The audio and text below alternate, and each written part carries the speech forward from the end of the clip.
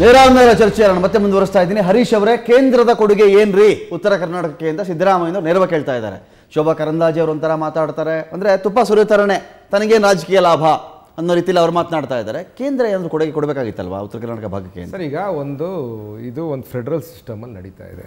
ಒಂದು ರಾಜ್ಯ ತನಗೇನ ಬೇಕಾದಾಗ ಒಂದು ಸ್ಪೆಷಲ್ ಸ್ಟೇಟಸ್ ಆಗಲಿ ಮತ್ತೊಂದಾಗಲಿ ಒಂದು ಡೆಲಿಗೇಷನ್ ಹೋಗಬೇಕು, ಸರ್ವಪಕ್ಷ ನಿಯೋಗನ ಕರ್ಕೊಂಡು ಹೋಗ್ಬೇಕು, ಅಲ್ಲಿ ಕೂತ್ಕೊಂಡು ಮಾತಾಡಬೇಕು. ಸಿದ್ದರಾಮಯ್ಯನವರು ಪ್ರಧಾನಮಂತ್ರಿ ಭೇಟಿ ಮಾಡೋಕ್ಕೆ ತಯಾರಿರಲಿಲ್ಲ. ಅಟ್ಲೀಸ್ಟ್ ಕುಮಾರಸ್ವಾಮಿ ಅವರನ್ನ ಸನ್ಮಾನ್ ಕುಮಾರಸ್ವಾಮಿ ಅವರು ಹೋಗಿ ಭೇಟಿಯನ್ನ ಮಾಡಿ ನಮ್ಮ ರಾಜ್ಯಕ್ಕೆ ಒಂದಿಷ್ಟು ದುಡ್ಡು ಕೊಡಿ, ಒಂದಿಷ್ಟು ಏನನ್ನ ಫಂಡ್ಸ್ ಕೊಡಿ ಅಂತ ಕೇಳಿದ್ರು. ಇಲ್ಲ ಬೇರೆ ಏನೋ ಮಾತಾಡಕ್ಕನ ಮಾತಾಡಿದ್ರಲ್ಲ ಸರ್, ಮೊನ್ನೆ ರ್ಯಾಲಿಗಳೆಲ್ಲ ಮಾಡಿದ್ರು, ಏನು ಕಾಣಿಸ್ತಿಲ್ಲ.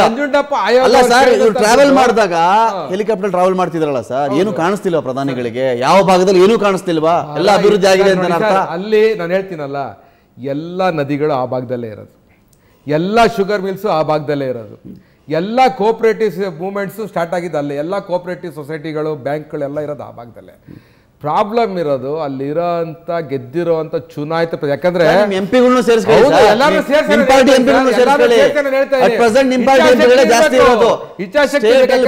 ಹೀನಾಯವಾಗಿ ಸೋತಾಗ್ಲೂ ಕೂಡ ನಿಮ್ ಪಾರ್ಟಿ ಅವರ ಎಂಪಿಗಳ ಸಂಖ್ಯೆನೇ ಜಾಸ್ತಿ. ಖಂಡಿತವಾಗ್ಲೂ ಸರ್, ಬಟ್ ಯಾಕಂದ್ರೆ ಇಲ್ಲಿ ಏನಂದ್ರೆ ಜ್ಞಾಪಿಸ್ಕೋಬೇಕು, ಮೋದಿ ಅವ್ರನ್ನ ಕೇಳೋ ಧೈರ್ಯ ಯಾರಿಗೂ ಇಲ್ಲ.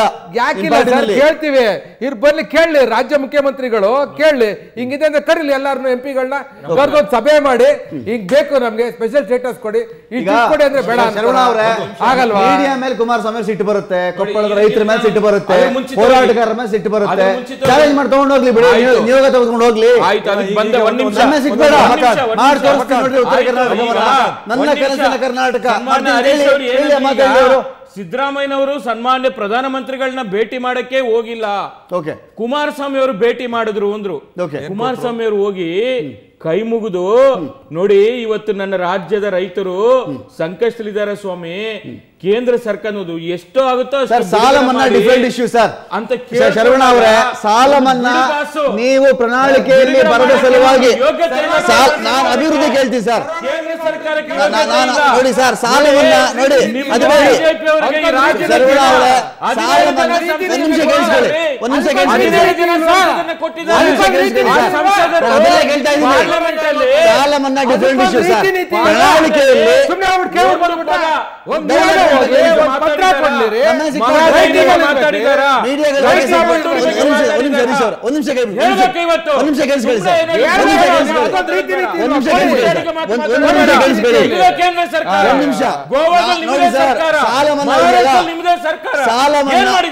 ಸಾಲ ಮನ್ನಾ ನಿಮ್ಮದೇ ಪಕ್ಷದ ಚುನಾವಣಾ ಪ್ರಣಾಳಿಕೆ ಸರ್, ಅದನ್ನ ಬಿಟ್ಟುಬಿಟ್ಟು ಈಗ ಅವರೇನೋ ಕೇಳ್ತಾ ಇದಾರಪ್ಪ, ನೀವೆಲ್ಲರೂ ಹೋಗಿ ಕೇಳಿ.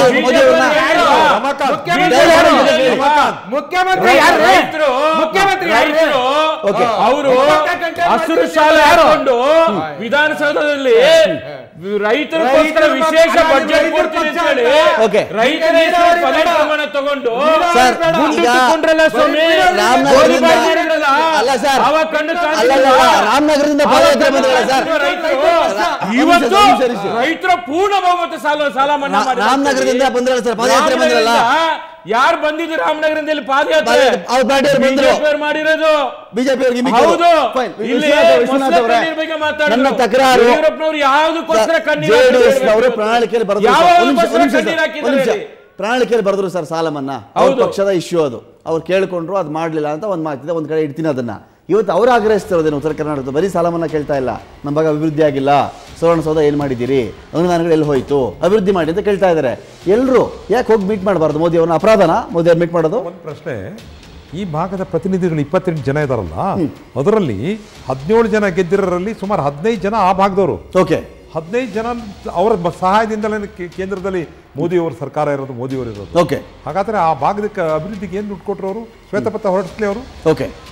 ಹೈದರಾಬಾದ್ ಕರ್ನಾಟಕಕ್ಕೆ ನೇರವಾಗಿ ಕೊಡಬಹುದಲ್ಲ, ವಿಶೇಷ ಸ್ಥಾನಮಾನ ಕೊಟ್ಟಿದ್ದೀವಿ ನಾವು. ಮೋದಿ ಅವರು ತಡೆದವ್ರು ಯಾರು? ಫೈನಲ್ ಕಮೆಂಟ್, ನಿಮ್ಮ ಭಾಗದ ನಾಯಕರು ಕೇಳೋದ್ರ ನೀವು? ಮತ್ತೆ ಇನ್ನೊಂದು ವಿಶೇಷವಾಗಿ ಭೀಮಪ್ಪ ಅವರಿಗೆ ಕೇಳಬೇಕು, ಸಂಪರ್ಕ ಹೋರಾಟ ಆಗ್ಬೇಕಾಗಿದೆ. ಒಟ್ಟಿನಲ್ಲಿ ಪ್ರತ್ಯೇಕ ರಾಜ್ಯ